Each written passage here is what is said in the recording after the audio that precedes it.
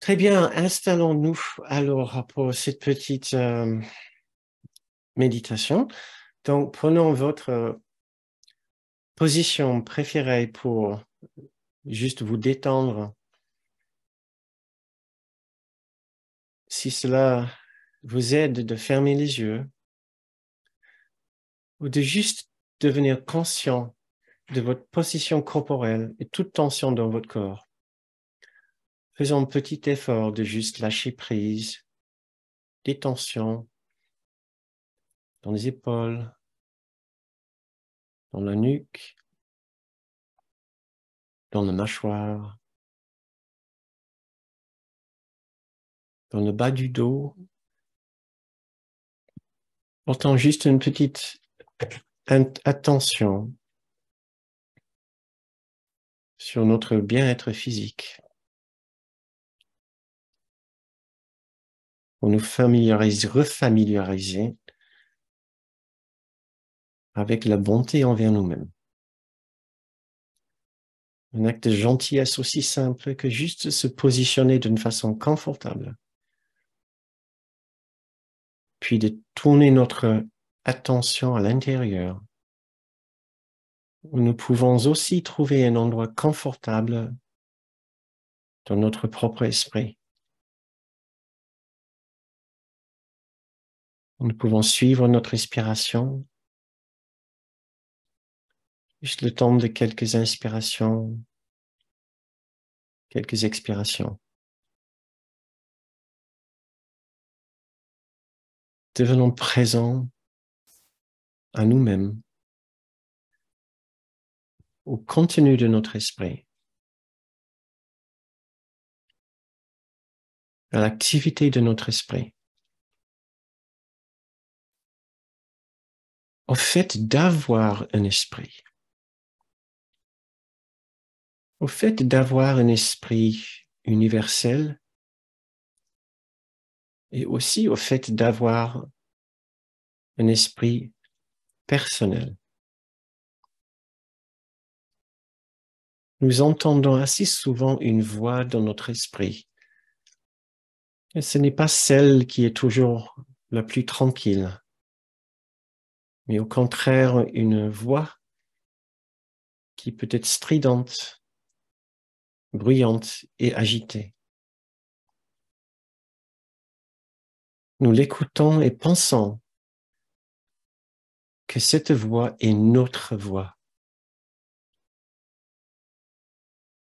Nous pensons que cette présence que nous ressentons et que nous entendons, nous pensons que c'est nous. Nous connaissons très bien cette voix, cette présence individuelle, cette conscience séparée. Nous pensons souvent qu'elle est séparée et différente de celle d'autres personnes.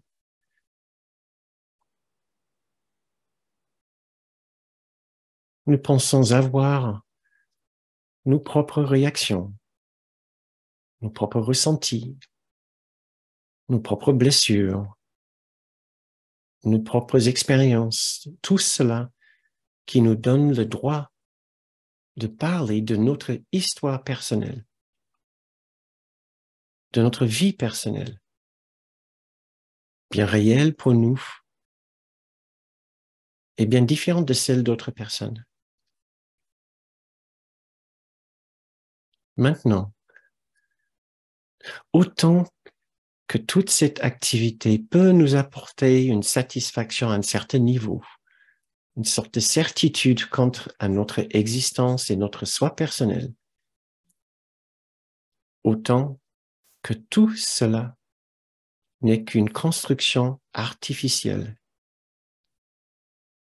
qui commence avec l'idée que nous pouvons avoir choisi une conscience séparée de celle des autres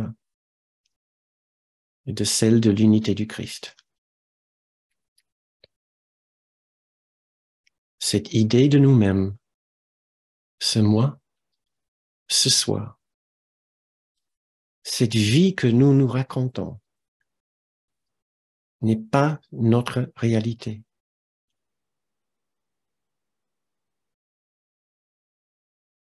Maintenant, nous n'allons pas commencer à prétendre qu'il n'existe pas, certainement pas à le mépriser ou à nous mépriser ou à l'ignorer, ni à lui donner une trop grande importance.